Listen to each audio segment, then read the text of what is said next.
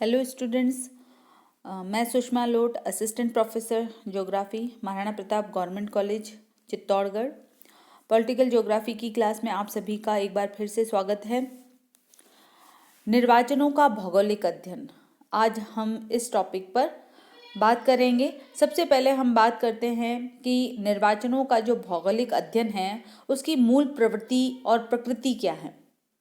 निर्वाचन या चुनाव वर्तमान विश्व राजनीति का आधार है। विश्व के सभी देशों की शासन व्यवस्था निर्वाचनों पर आधारित है, यद्यपि उनकी प्रक्रिया, समय एवं व्यवस्था में अत्यधिक अंतर होता है। यहाँ तक कि कतिपय देशों में चुनाव प्रक्रिया मात्र औपचारिकता है, तो कुछ देशों में राजतंत्र आज भी प्रचलित है। किंतु यह कहना अतिशयोक्ति न होगा कि आज विश्व का शासन स्वरूप प्रत्यक्ष अथवा अप्रत्यक्ष रूप से निर्वाचनों से संबंधित है। यह प्रक्रिया एक और देश की आंतरिक शासन व्यवस्था का निर्धारण है, तो दूसरी ओर अंतर्राष्ट्रीय गतिविधियों को भी नियंत्रित करती है। राजनीति भूगोल में जहां एक और अनेक विषयों के प्रति भूगोलवेत्ताओं में उदासीनता देखी जाती है, वहीं निर्वाचनों के अध्ययन के प्रति अभिरुचि का संकेत है। इसी कारण राजनीति भूगोल में एक नवीन अध्ययन विषय निर्वाचन भूगोल का विकास हुआ है। इसे राजनीतिक स्वेच्छा का भूगोल की संज्ञा भी दी जाती है। इस विषय के अध्ययन का विकास द्वितीय महायुद्ध के पश्चात प्रमुख रूप से हुआ है। निर्वाचनों के अध्ययन में भूगोलवेत्ताओं की विशेष रुचि का एक प्रमुख कारण सांख्यिकी सूचनाओं की उपलब्धि है, क्योंकि जिस देश में निर्वाचन होता है वहां से सरलता से आंकड़े प्राप्त किए जा सकते हैं। राजनीति भूगोल में निर्वाचनों के अध्ययन का वास्तविक प्रारंभ J.R.V. प्रेस्कॉट का 1959 में प्रकाशित लेख the function and methods of electoral geography से होता है, जिसमें उन्होंने चुनाव सांख्यिकी का राजनीतिक भूगोल में उपयोग को स्पष्ट किया। यद्यपि इससे पूर्व भी इस दिशा में कतिपय कार्य प्रकाशित हुए। 1916 के क्रेबहेल ने ब्रिटेन के संसदीय चुनावों का विश्लेषण किया। 1932 में जे के राइट ने संयुक्त राज्य अमेरिका के 1876 से 1828 तक के राष्ट्रपति चुनावों के परिणामों का मानचित्र में अंकित कर उनका प्रारूप प्रस्तुत किया। फ्रांस में निर्वाचनों के भौगोलिक विवेचन के संबंध में महत्वपूर्ण कार्य किया गया। वहां इस शाखा में महत्वपूर्ण कार्य एंड्रे ग्रेगफील्ड के नेतृत्व में किया गया। सेगफ्रीड को निर्वाचन भूगोल का जनक, फादर ऑफ इलेक्टोरल ज्योग्राफी भी माना जाता है। द्वितीय महायुद्ध के पश्चात इस दिशा में अनेक कार्य किए गए।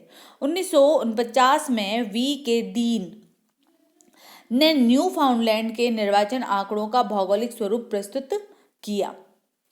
क्रिसलर ने संयुक्त राज्य के निर्वाचनों की प्रकृति का अध्ययन तथा स्मिथ और हार्ट ने क्षेत्रीय विविधता को प्रस्तुत किया। इनके प्रपत्र क्रमशः 1952 तथा 1955 में ज्योग्राफिकल रिव्यू नामक पत्रिका में प्रकाशित हुए। इसके पश्चात प्रेस्कॉट का कार्य प्रकाशित हुआ, जिससे इस दिशा में अनेक भूगोलवेत्ताओं का ध्यान आकृष्ट किया। 1960 के पश्चात अनेक विद्वानों ने निर्वाचनों के भौगोलिक अध्ययन का न केवल महत्व स्पष्ट किया, अपितु उसके विविध आयामों एवं अध्ययन प्रक्रिया को भी स्पष्ट किया। इसमें P.F. लुइस, रॉबर्ट्स और रुमागे, बर्गहॉट, टेलर, D.R.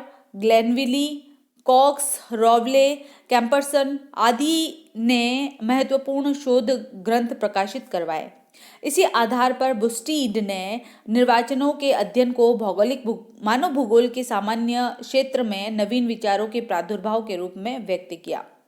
1979 में टेलर और जॉनस्टन द्वारा लिखित पुस्तक ज्योग्राफी और इलेक्शंस का प्रकाशन हुआ। संक्षेप में हम ये कह सकते हैं कि 60 के दशक के पश्चात निर्वाचन भूगोल की ओर भूगोलवेत्ताओं का ध्यान आकृष्ट हुआ, जिसका एक महत्वपूर्ण पक्ष मतदान व्यवहार का अध्ययन है।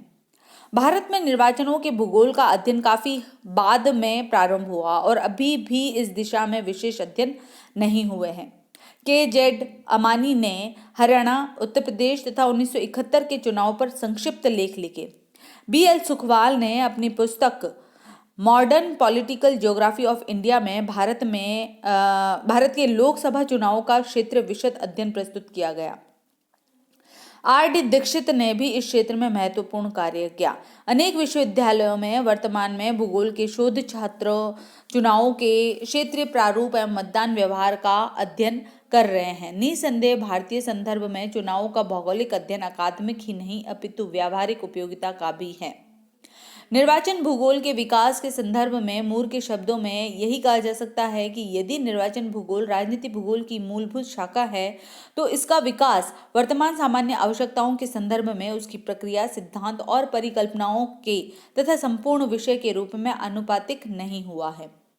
निर्वाचनों के भौगोलिक अध्ययन को दो प्रमुख भागों अर्थात एक या अनेक देशों में हुए निर्वाचनों का अध्ययन तथा अंतर्राष्ट्रीय एवं राष्ट्रीय सभाओं में मतों का अध्ययन, इसमें प्रथम प्रकार के अध्ययन अधिक महत्वपूर्ण है तथा उनका अध्ययन भी अधिक किया गया है। दूसरी ओर सीमित अध्ययन अंतर्राष्ट्रीय सभा और समितियों में किए गए मताधिकार पर किया गया है। धन्यवाद।